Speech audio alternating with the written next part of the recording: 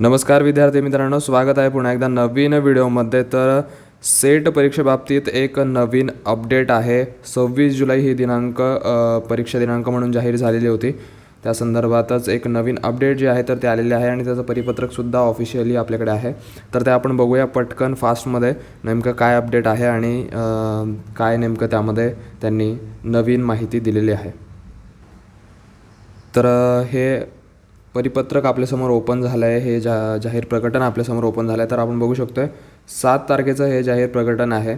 आणि खाली जर आपण बघितलं तर सावित्रीबाई फुले विद्यापीठामार्फत सेट परीक्षा विभाग शासनाची नोडल एजन्सी वगैरे दिलं आहे. त्यानंतर 26 जुलै रोजी 41व्या सेट परीक्षेचं आयोजन करण्यात आलेलं होतं. परंतु दिनांक 26 जुलै 2026 रोजी महाराष्ट्र लोकसेवा आयोगामार्फत सरळ सेवा भरतीकरता विविध परीक्षांच्या आयोजित केलेल्या आहेत. विविध परीक्षा, दोन्ही परीक्षा एकाच दिवशी आहेत. त्यामुळे विद्यार्थ्यांना कोणत्याही एकाच परीक्षेला उपस्थित राहता येईल. त्यामुळे विद्यार्थ्यांचं नुकसान होईल. आणि तसेच 7 जुलै 2026 ते 25 जुलै या काळात आषाढी वारीचं आयोजन करण्यात आलेलं असल्याने बहुतेक विद्यार्थ्यांची गैरसोय होईल. तर आणि परीक्षेस पोहोचण्यास उशीर होऊ शकतो किंवा वेळ लागू शकतो. त्या दोन्ही कारणांमुळे किंवा या दोन्ही पार्श्वभूमीवर 26 जुलैची जी परीक्षा आहे तर ती पुढे ढकलण्यासाठी निवेदनं प्राप्त झालेली होती, विविध निवेदनं.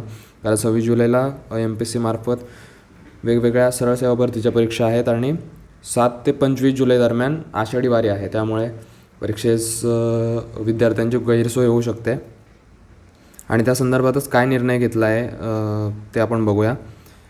तर या दोन्ही कारणांमुळे परीक्षेपासून विद्यार्थी वंचित राहू नये, त्यामुळे संभाव्य तारीख जी आहे 26 जुलैची परीक्षा जी आहे तर ती पुढे ढकलण्यात आलेली आहे. आणि संभाव्य तारीख जी असेल तर ती 6 सप्टेंबर असणार आहे.